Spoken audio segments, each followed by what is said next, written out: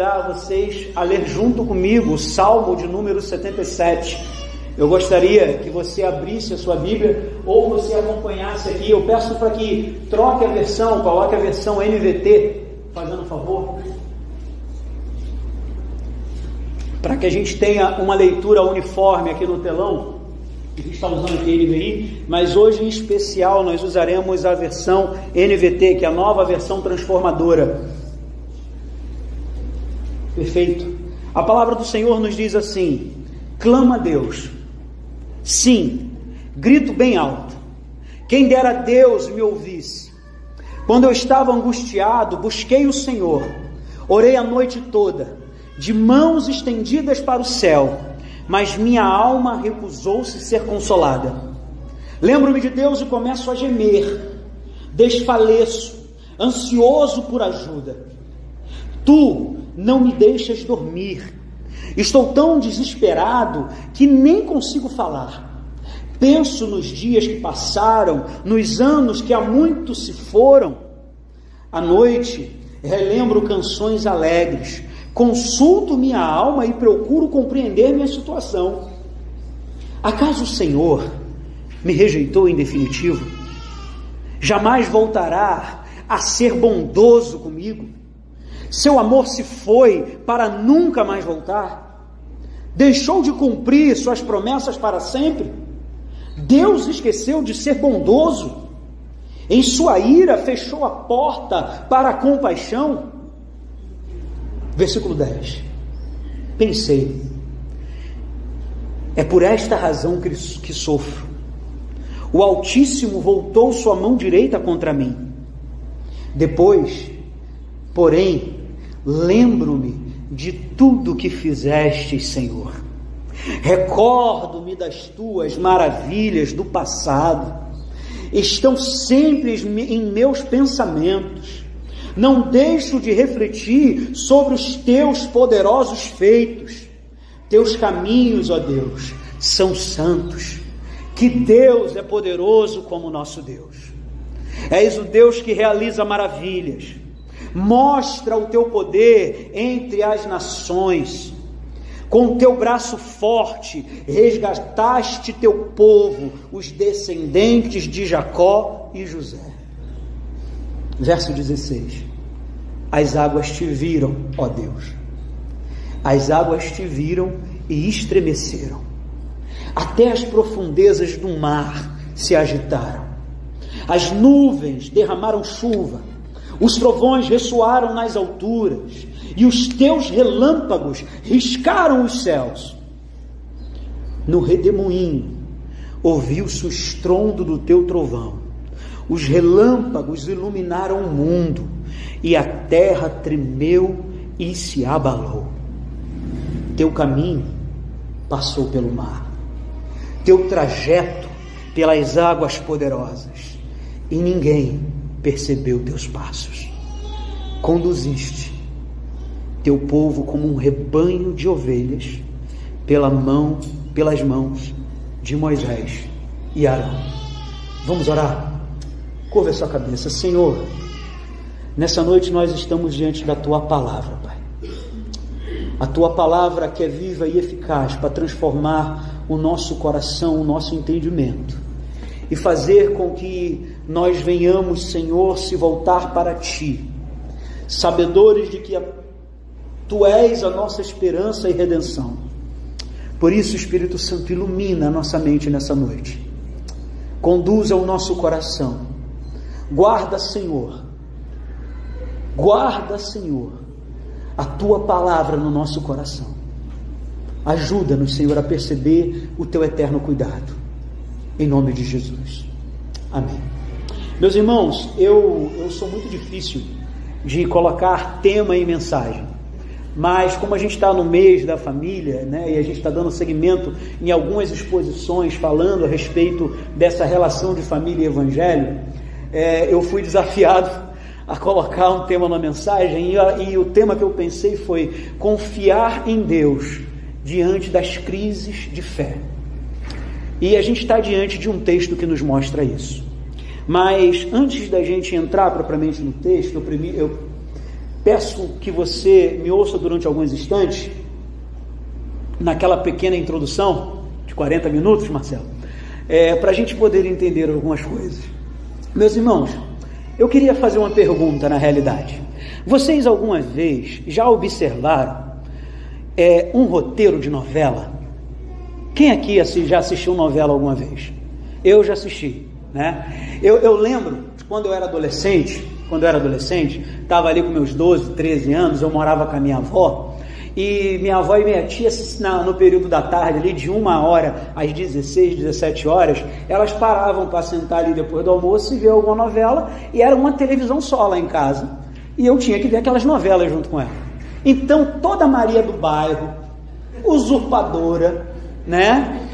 Totó, Chaves, que passava nesse período também, eu assistia, né? Eu aprendi ali a observar a trama, o roteiro da novela, né? E não só isso, eu, por ter estou me formando em letras, né?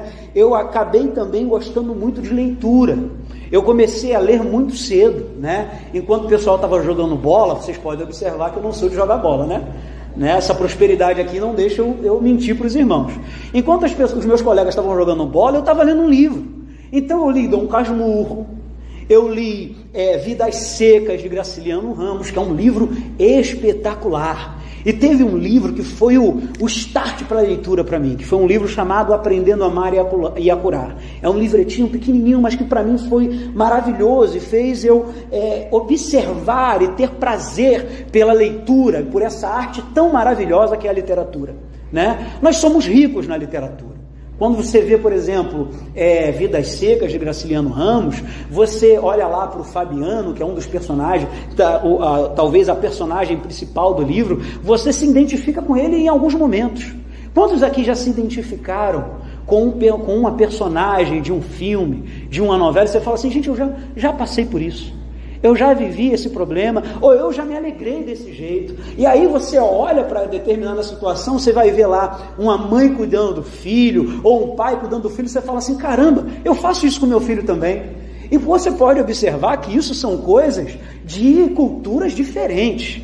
E aí vem a dublagem brasileira, então é maravilhosa, né? Porque faz a gente ter aqueles tiques, né? Que a linguagem da língua portuguesa, a língua portuguesa coloca na nossa cultura, na nossa forma de se expressar. Mas você observa que o roteiro, ele tem um segmento, ele tem aquilo que já é pré-estabelecido. Dificilmente uma novela, uma peça teatral, um livro de literatura, ele sai do seu roteiro. Mas quando a gente pensa na vida, e a gente pensa na organização dela, nem sempre ela segue um roteiro. Nem sempre ela está amarrada para facilitar a nossa existência. Quer ver um exemplo? Hoje à noite, domingo, nós iremos terminar o culto aqui. Você vai para casa abençoado, refletindo no Evangelho, glorificando a Deus, mas vai se preparar para amanhã, 5h da manhã, acordar para trabalhar. Eita, coisa boa, né? Segunda-feira chegou.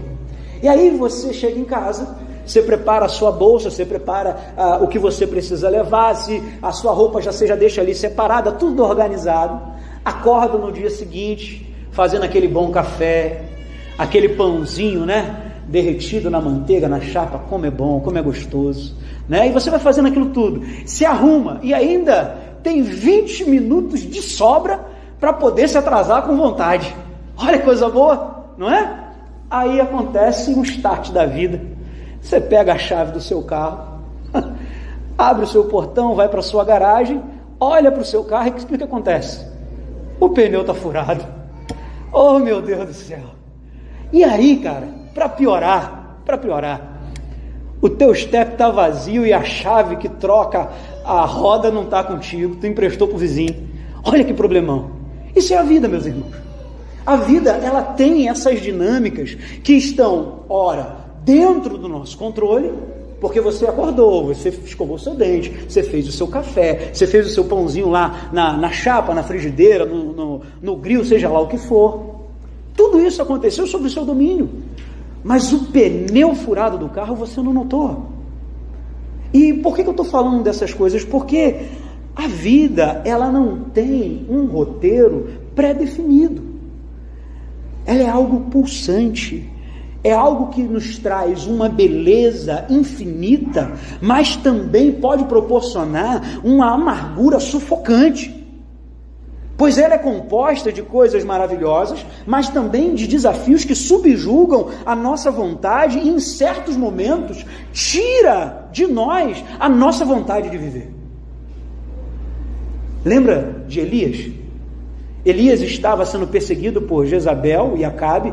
Ele vai para dentro da caverna e ele pede o que? O Senhor? Senhor, tira a minha vida.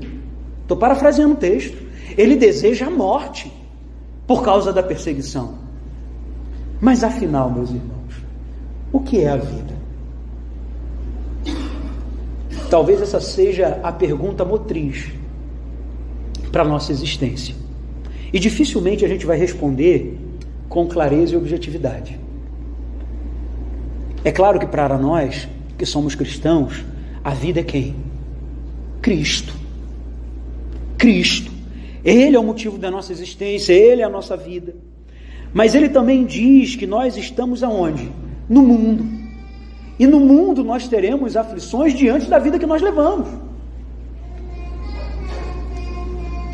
As dores do mundo e do seu jeito de viver nos atingem.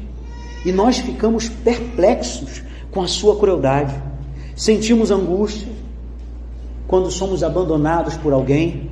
Quem aqui já se apaixonou com 15, 16 anos de idade, aí do nada a sua namorada, o seu namorado fala assim, não quero mais saber de você. Ou dor horrorosa, né? Porque quando você está novo assim, você se apaixona muito rápido e também esquece muito rápido, tem essa vantagem. Mas aquele momento de dor, misericórdia, dói demais. Nós ouvimos histórias que são contadas de pessoas que sofreram, ou então vemos notícias no jornal, como aconteceu lá no Rio Grande do Sul, de tragédias, e isso move o nosso coração, faz com que a gente venha questionar determinadas coisas, inclusive a nossa fé. A gente fica angustiado com o trabalho que a gente tem que entregar no dia seguinte. E o pior de tudo, todas essas coisas que nos trazem angústia, nenhuma delas está sob o controle das nossas mãos. É aí que talvez a gente comece a olhar para a vida de uma forma diferente.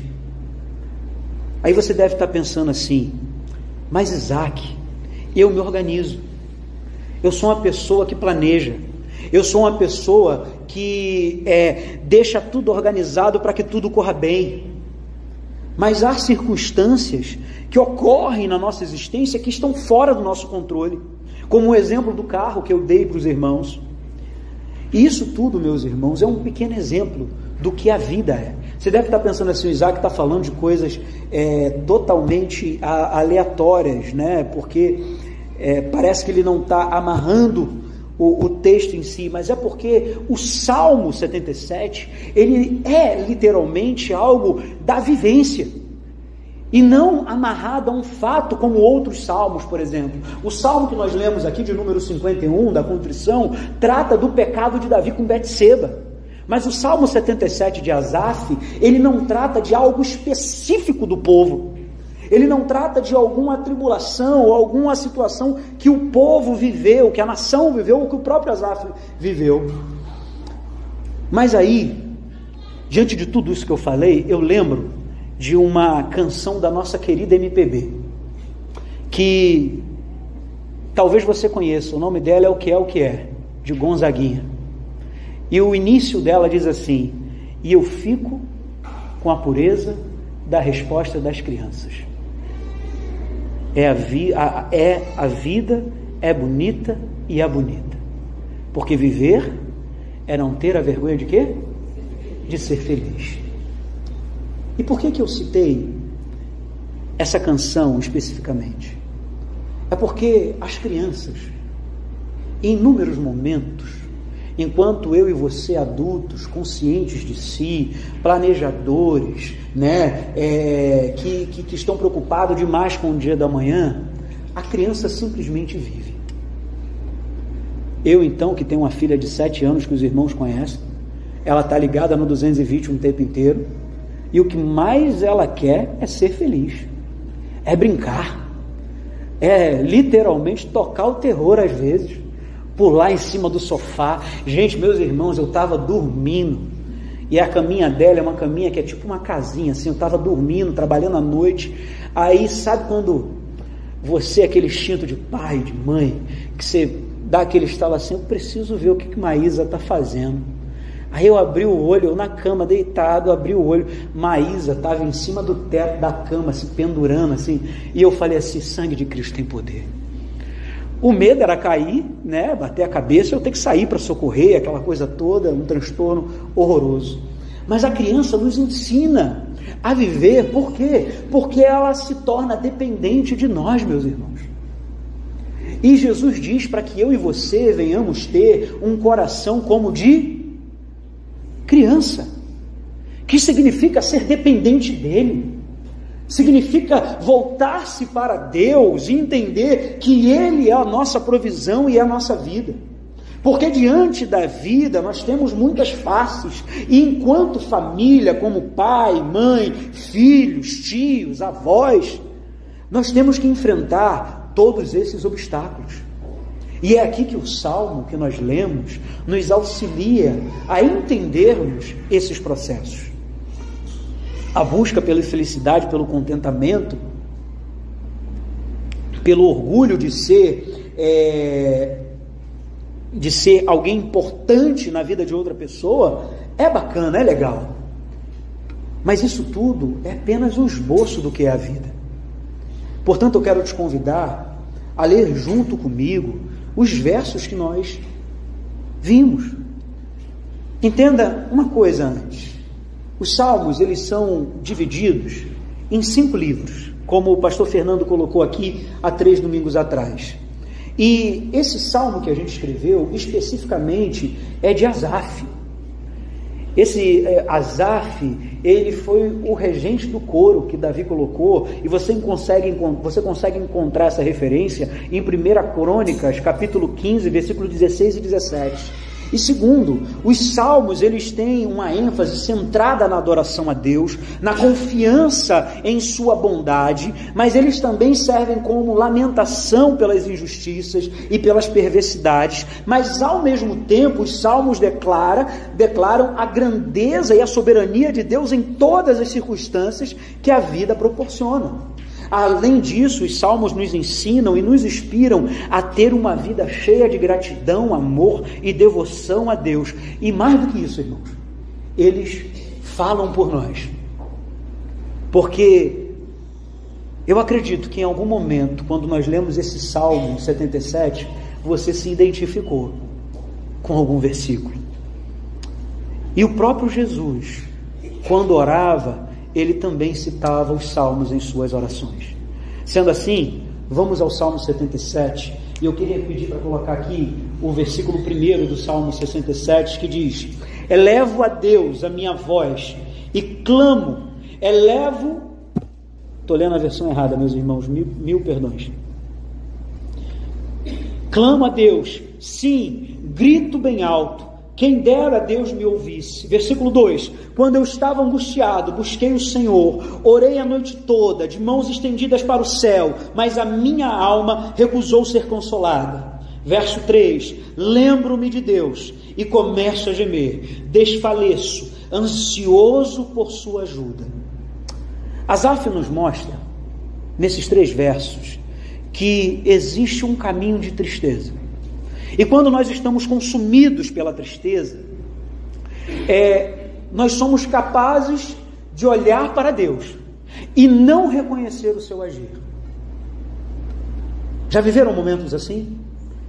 De você estar diante de uma circunstância, diante de um desafio, e você, de alguma forma, tenta buscar ao Senhor, tenta se direcionar a Deus com seu coração, mas ao mesmo tempo aquela situação está sendo tão pesada, tão cruel, tão destruidora, que você não encontra alento, que você não encontra paz.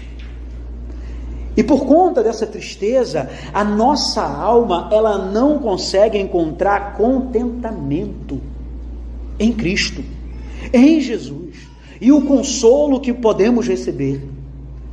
E assim, meus irmãos, ficamos totalmente desesperançados. E o mais louco é que a noite, ela se torna longa, e o amanhecer fica totalmente distante. O Asaf nos diz que orei a noite toda, de mãos estendidas para o céu, mas a minha alma recusou ser consolada. A dor que está no nosso coração faz com que às vezes a gente venha gemer de desespero, desfalecer, clamar por ajuda, e a nossa alma não quer ser consolada. Em Gênesis 37 e 35, vemos isso acontecer com Jacó. Lembra da história de Jacó? Jacó, ele recebe a túnica de José toda ensanguentada. Toda ensanguentada. E olha o que o texto está dizendo. A família toda tentou consolá-lo, mas ele o quê? Se recusava. Descerei à sepultura lamentando a morte do meu filho, dizia, e continuou a lamentar-se. Sabe aquele momento, meus irmãos, aonde você está vivendo uma dor tão profunda, tão pesada, que nenhuma palavra de ânimo funciona para te consolar, mesmo você sabendo quem Deus é? Isso acontece. O texto diz que ainda que a família tenha tentado consolar Jacó, ele se recusava. Ainda que as pessoas viessem dizer, não, calma, isso é um momento, isso vai passar, as coisas vão dar seguimento, a vida vai mudar, o tempo vai curar as feridas que hoje estão acontecendo. Ele se recusava. Isso nos mostra, sabe o quê? É que no dia da angústia, o abatimento espiritual acontece. Lembramos do Senhor, mas não conseguimos encontrar ânimo. E aí, sabe o que acontece? Nós ruminamos o sofrimento. Nós ruminamos a dor. E não temos a alegria, o prazer em quem é a nossa fonte de fé.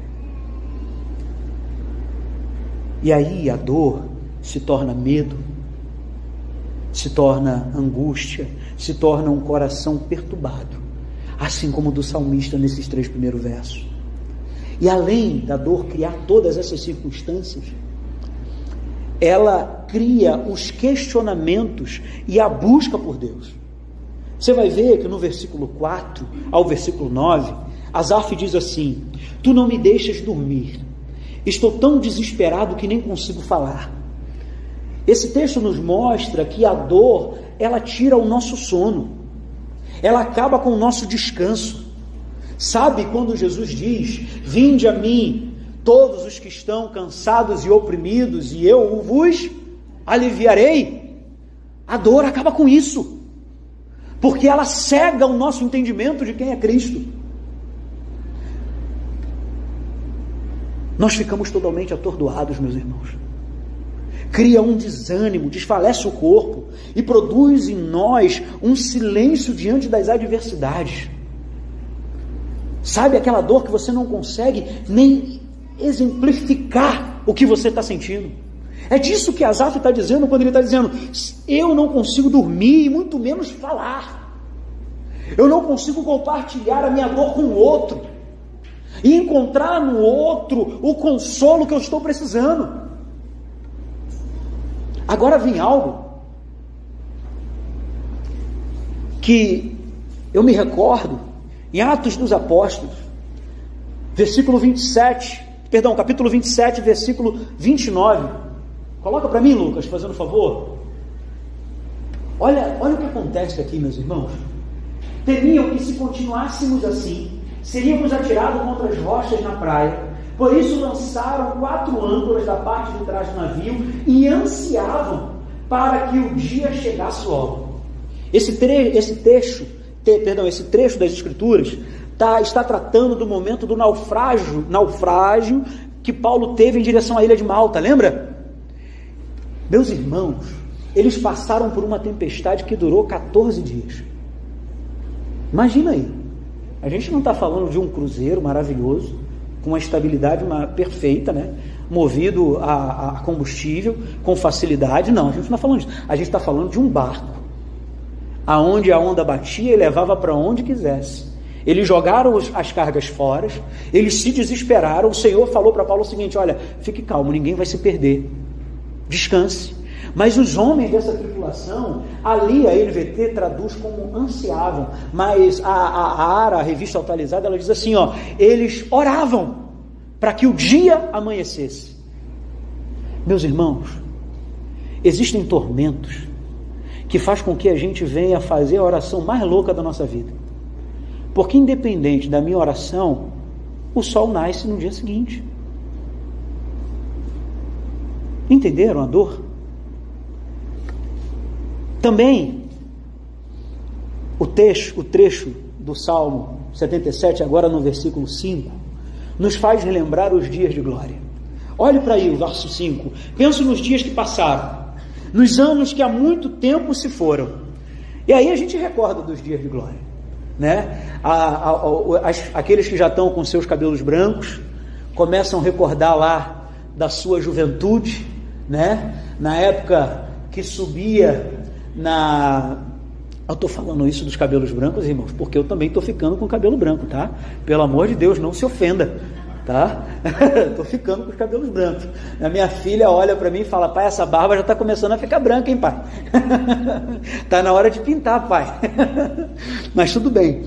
A gente lembra do passado e usa esse passado como referência para a dor que a gente está sentindo. Aí a gente sempre vai olhar e vai falar assim, não, porque em tal tempo era muito melhor do que hoje. É ou não é verdade?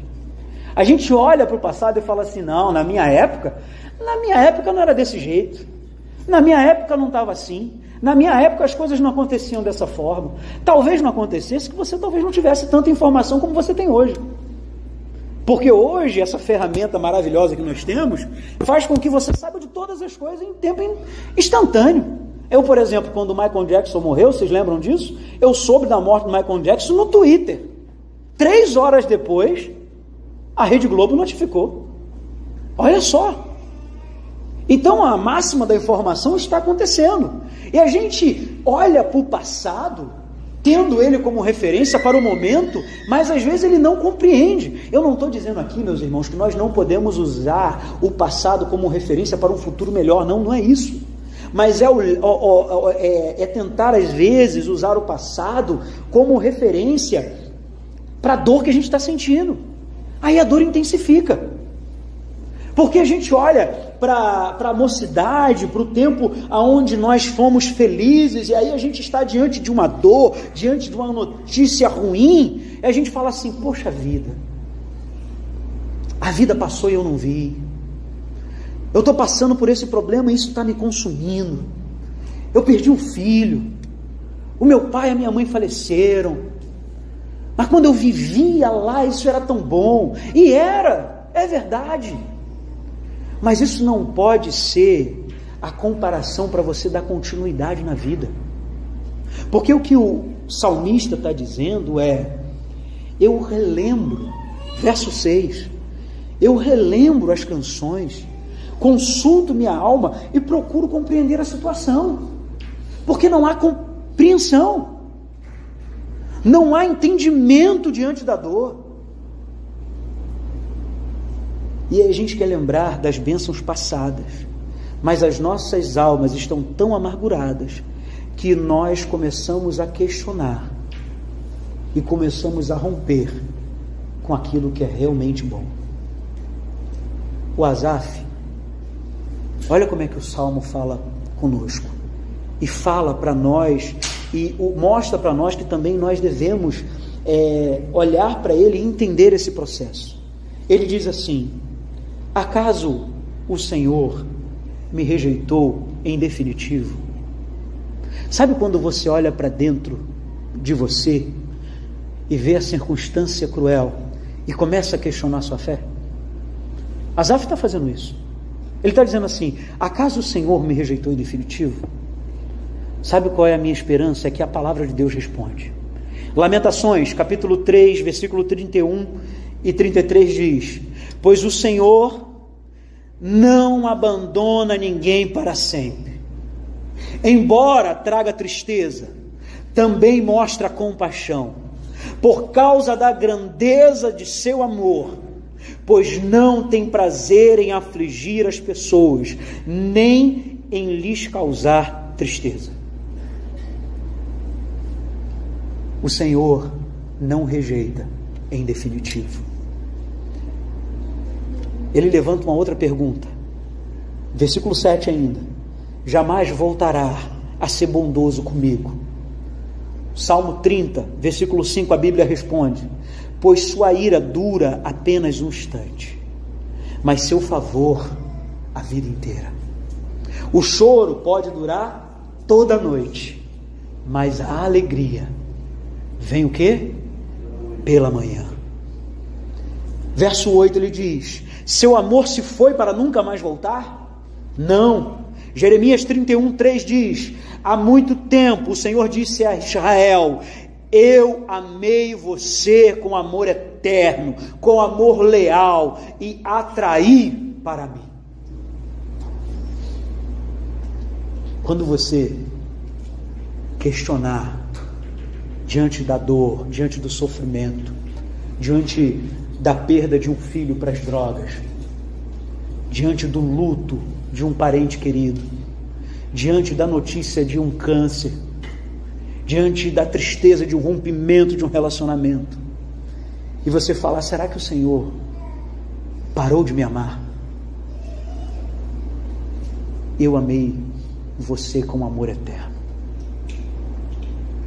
Eu amei você com amor leal e atraí você para mim. É isso que Deus está respondendo para nós nessa noite, diante das circunstâncias. O verso de número 8 ainda, ele diz assim, deixou de cumprir suas promessas. Ele pergunta, 1 Reis capítulo 8, versículo 56 diz: louvado seja o Senhor, que deu descanso ao seu povo, Israel, como prometeu. Nenhuma só palavra falhou das maravilhosas promessas que ele fez por meio do seu servo Moisés. Sabe o que isso significa, meus irmãos? É que quando o coração questiona as promessas de Deus, Deus está dizendo para mim e para você: as minhas promessas serão cumpridas, porque a minha palavra eu faço cumprir. Deus, ele cumpre a sua palavra. No verso 9 ele diz: Deus se esqueceu de ser bondoso. A Isaías 49, 14 e 18 diz assim: Sião, porém diz: o Senhor nos abandonou, o Senhor se esqueceu de nós. Pode a mãe se esquecer do seu filho que ainda mama? Pode deixar de sentir amor pelo filho que deu à luz? Mesmo que isso fosse possível, eu não me esqueceria de vocês. Vejam, escrevi seu nome na palma das minhas mãos. Seus muros em ruínas estão sempre em minha mente. Em breve, seus descendentes voltarão, e todos que procuram destruí-la irão embora. Olhe ao redor e veja, pois todos os seus filhos voltarão, tão certo como eu vivo, diz o Senhor. Eles serão como joias, e você se enfeitará com eles, como uma noiva se enfeita. Ainda que toda circunstância te traga uma calamidade absurda, o Senhor nos diz que ainda que uma mãe se esqueça de um filho, de amamentá-lo, todavia eu jamais me esquecerei de ti. E aí, Asaf termina com a 7ª pergunta, que ele diz assim, ó, em sua ira, 6ª pergunta, fechou a porta para a compaixão? Lamentações 3, 22, 24 diz, o amor do Senhor não tem fim, suas misericórdias são inesgotáveis, grande é a sua fidelidade, suas misericórdias se renovam a cada manhã. Digo a mim mesmo, o Senhor é a minha porção, por isso esperarei nele. Se tem uma lição que nós aprendemos aqui, meus irmãos, com esses versos, é que a própria palavra de Deus nos responde diante das adversidades que nós estamos vivendo. O Warren Wiersbe diz que quando estamos em trevas, não devemos jamais duvidar daquilo que Deus disse na luz para nós. Jamais duvide da palavra do Senhor. Traga à memória, como diz Lamentações 3, aquilo que lhe traz esperança, aquilo que lhe traz júbilo, aquilo que é verdadeiramente os feitos do Senhor. E aqui no versículo 10 nós temos a virada de chave, que é quando Asaf diz, é por esta razão que sofro, o Altíssimo voltou sua mão direita contra mim. Esse texto é crucial para nós entendermos, pois aqui é a virada pontual que o salmista tem em relação à sua oração, porque até o versículo 9 ele levanta todos os seus problemas diante do seu próprio mas no versículo 10 ele olha para o Senhor, ele olha para Deus nesse momento e ele faz a comparação daquilo com que ele está vivendo e traz a memória daquilo que Deus fez e não a memória do passado que ele viveu. Porque quando ele chega no versículo 11, ele está dizendo, depois, porém, lembro-me de tudo que fizestes, Senhor, recordo-me das tuas maravilhas do passado. Perceba que enquanto nós nos voltamos para nós mesmos e para a nossa angústia, nós nos deparamos com imensa tristeza.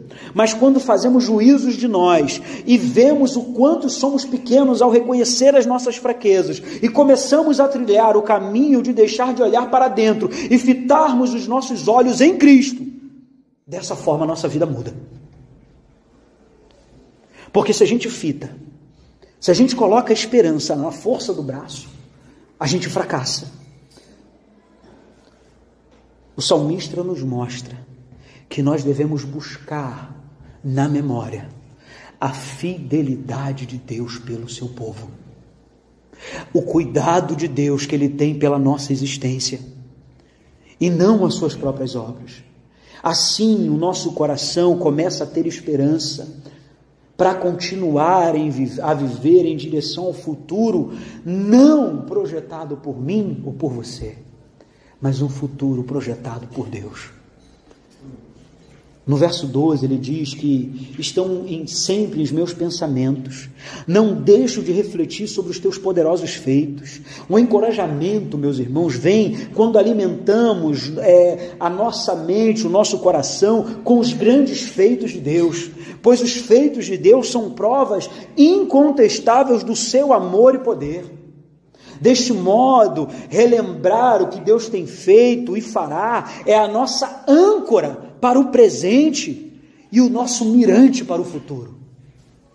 Os feitos do Senhor no curso da nossa existência nos mostram que Ele virá à mesa em favor, Ele vai virar a mesa em favor do seu povo.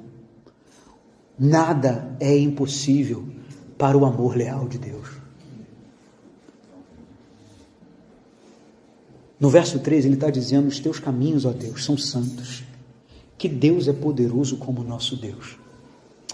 Relembrar os planos de Deus é encontrar o encorajamento nos seus atos poderosos. Relembrar os planos de Deus é entender que a soberania de Deus está mesmo diante de todas as adversidades que nós podemos enfrentar. Mesmo diante de toda dificuldade, vemos o poder de Deus e a sua forte mão nos guiando para enfrentarmos as circunstâncias. E aí ele diz: és o Deus que realiza maravilhas e mostra o teu poder entre as nações.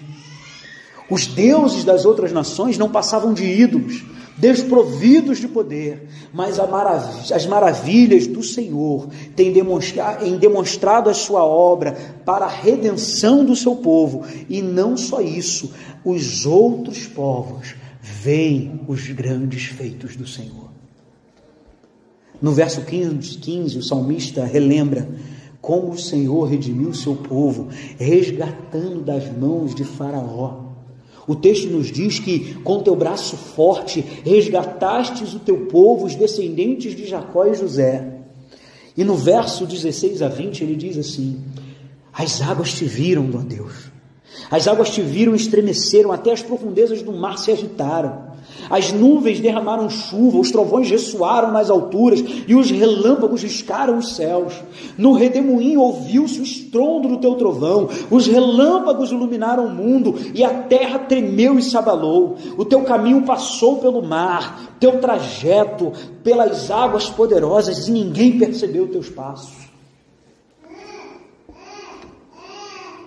O salmista nos mostra que diante da adversidade, Deus abre o mar. Diante da fome de morte de Faraó, Deus dá o escape. Meus irmãos, nada é impossível para Deus. Nada é impossível para Deus. E aí ele termina dizendo o seguinte, verso 20: conduzistes o teu povo como um rebanho de ovelhas. Sabe o que isso significa? É que eu e você fazemos parte desse rebanho e que o bom pastor, que é Cristo, está à frente da sua igreja guiando o seu povo. E ele diz: eu não entrego a minha vida de mão beijada, eu dou ela porque eu quero, porque eu tenho poder para retomá-la. A gente está atrás do Cordeiro de Deus, do leão da tribo de Judá. Nossa redenção é desse rebanho que eu e você fazemos parte. Para isso eu queria entrar na aplicação bem rápido por conta do horário. Primeira aplicação: quando estamos angustiados, meus irmãos, só tem apenas um caminho a ser seguido. Precisamos orar. Nós precisamos orar. Buscai ao Senhor enquanto tem tempo. Asaf, diante de toda dor, de toda angústia, ele começa o salmo dizendo: clama a Deus. Mesmo que o nosso coração esteja em luto, angustiado, ferido, magoado, irado, precisamos nos voltar para Deus em oração. Por isso ore. Não terceirize a sua oração. Não terceirize. Nós temos vivido aqui nas quintas-feiras momentos maravilhosos de oração. E como seria bom se toda a igreja, se todos os irmãos que estão aqui hoje pudessem participar desse momento. Não desperdice, meus irmãos. Não fique em casa vendo a novela. A novela é bacana, é legal, distrai a mente. Mas orar é muito melhor. É ter comunhão com Deus. E aqui nós temos a oportunidade de orar uns com os outros. Sabe por quê? Porque nós somos rebanhos. Nós somos ovelhas. Fazemos parte do mesmo rebanho. Segundo, nós precisamos nos alegrar, mesmo diante das dificuldades. Nós precisamos encher o nosso coração de louvor e gratidão. Sabe por quê? Paulo, Romanos capítulo 5, ele diz assim: portanto, uma vez que pela fé fomos declarados justos, temos paz com Deus, por causa daquilo que Jesus Cristo, nosso Senhor, fez por nós. Então, fique tranquilo. A paz que excede todo entendimento, você já tem, Você já é justificado em Cristo. Foi por meio da fé em Cristo que nos concedeu esta graça, que agora desfrutamos com segurança e o quê? Alegria, pois temos a esperança de participar da glória de Deus. Mas Paulo continua dizendo o seguinte: também nos alegramos ao enfrentar dificuldades e provações, pois sabemos que contribuem para desenvolver o quê? A perseverança. E a perseverança produz o caráter aprovado. E o caráter aprovado fortalece nossa esperança. E a nossa esperança não nos decepciona, pois sabemos quanto Deus nos ama, uma vez que Ele nos deu o Espírito Santo para nos encher o coração com seu amor. Meus irmãos, se alegre diante das dificuldades. Eu não estou dizendo aqui que você vai brincar do jogo da Poliana, o jogo do contente, não é isso. Sou noveleiro mesmo, né, gente? Misericórdia. Não é isso. Mas é olhar para as Escrituras e ver que o Espírito Santo enche o nosso coração com o seu amor. Ele coloca em nós a certeza da esperança e da salvação. Em Jesus, meus irmãos, nós encontramos a esperança que não nos decepciona. Terceira aplicação: em Jesus nós encontramos descanso. Por isso, coloque os seus olhos em Cristo. Mateus 11, 28 nos diz: vinde a mim todos os que estão cansados e oprimidos, e vocês encontrarão descanso. Quarta aplicação: entenda que você faz parte do rebanho do Senhor. Entenda isso. Guarda isso no seu coração. O salmista no Salmo 23, eu gostaria de ler ele inteiro, diz assim, ó: o Senhor é o meu pastor, e nada me faltará. Ele me faz repousar em verdes pastos, e me leva para junto de riachos tranquilos. Renova minhas forças, e me guia pelos caminhos da justiça. Assim Ele honra o seu nome. Mesmo quando eu andar pelo escuro vale da morte, não terei medo, pois Tu estás ao meu lado. Tua vara e o Teu cajado me protegem. Preparas o banquete para mim na presença dos meus inimigos. Unge a minha cabeça com óleo, e o meu cálice transborda. Agora, preste atenção no próximo versículo. Avança para mim, Lucas, fazendo favor. Meus irmãos, guarde isso no seu coração nessa noite. Certamente, a bondade e o amor. Tem uma tradução que diz: certamente a bondade e o amor leal nos seguirão. Ou melhor dizendo, a tradução mais correta seria: nos perseguirão todos os dias da nossa vida. Essa é a nossa esperança. O salmista nos ensina que a bondade de Deus nos persegue, e por isso eu viverei na casa do Senhor para todo sempre. Aqui, meus irmãos, é a casa de Deus. Viva como o rebanho do Senhor. Ovelha que não está com o rebanho, está longe do pastor, não é ovelha. Ela se perde. Encha o seu coração de louvor. Guarde em seus corações os feitos de Deus. Suas obras devem ser lembradas por nós diariamente. Encha a sua boca de gratidão. Encha o seu coração de gratidão pelos feitos do Senhor. Eu sei que falar assim pode parecer muito fácil, não é. A gente viu aqui Asaf sofrendo, a alma querendo não ser consolada, perguntando se o Senhor o rejeitou diante das aflições. diante de situações que são perturbadoras, o Senhor nos chama a lembrar da sua bondade, do seu amor que nos perseguem todos os dias. Todos os dias. E você pode ter certeza de uma coisa: em Jesus, você encontra a paz que excede todo entendimento. Por isso, encha o seu coração de louvor. Relembre os feitos do Senhor. E aí, com certeza, você será um pai melhor, uma mãe melhor, um filho melhor,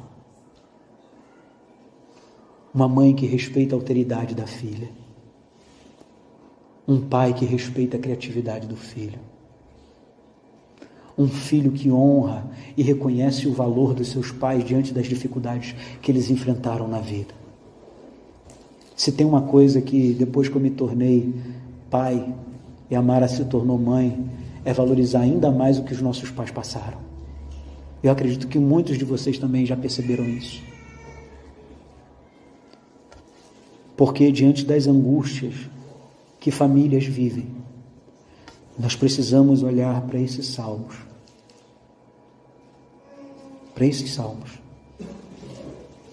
E olhar para eles e falar assim: eu preciso me relacionar melhor com meu filho. Eu preciso me relacionar melhor com a minha esposa. Eu preciso me relacionar melhor com o meu pai. Porque se eu não vejo a palavra de Deus como fruto de testemunho para o mundo, eu não estou pregando o Evangelho. Por isso, meus irmãos, enche o seu coração de louvor.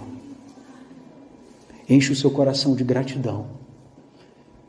Enche o seu coração da esperança eterna que é Cristo. Não deixe, pelo amor de Deus, que as vozes do mundo venham interferir. Que você possa olhar, ou melhor dizendo, ouvir a voz do bom pastor e ser guiado por Cristo, nossa esperança eterna. Lembre, a bondade de Deus e o seu amor leal te perseguem por toda a sua vida. Que Deus possa nos guardar a nossa mente, guardar a nossa fé diante das dificuldades. Em nome de Jesus. Queria orar com você, e eu já chamo os músicos e o reverendo Luiz. Senhor, nós reconhecemos que somos totalmente falhos, Pai. Nós somos fracos. Nós somos incapazes em vários momentos da nossa vida. Oh Deus, como nós precisamos nos voltar para Ti. E reconhecer que mesmo diante dessas adversidades da vida, mesmo diante da tristeza, mesmo diante de um luto, de uma notícia de um câncer, de uma doença em estado terminal, mesmo diante do desemprego, mesmo diante da separação, mesmo diante de situações que a vida proporciona e faz com que a nossa mente venha a ser totalmente destruída e o nosso coração se torne inconsolável,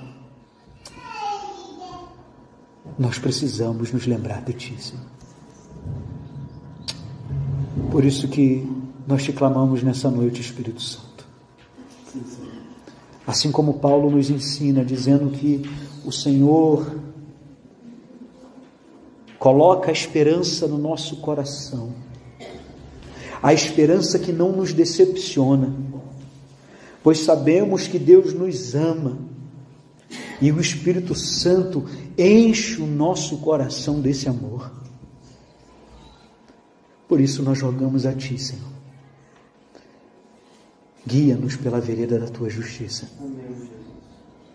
Lembra o nosso coração, lembra a nossa mente, de que certamente a bondade e o amor leal de Deus nos seguem todos os dias da nossa vida. Que nós possamos sair aqui dessa noite, Senhor, esperançosos na redenção que alcançamos em Ti. Que nós possamos jubilar na alegria da salvação. Que nós possamos exultar na esperança eterna que é Cristo Jesus. E que quando nós olharmos para as perseguições do mundo, venha à nossa memória, tende bom ânimo. Porque Cristo venceu o mundo. E a nossa vida está em Ti, Senhor. E sem Ti nada podemos fazer. Por isso, Espírito Santo, enche-nos de Cristo. Transborda em nós o Teu querer. Transborda em nós a Tua vontade. Em nome de Jesus, Pai. Em nome de Jesus.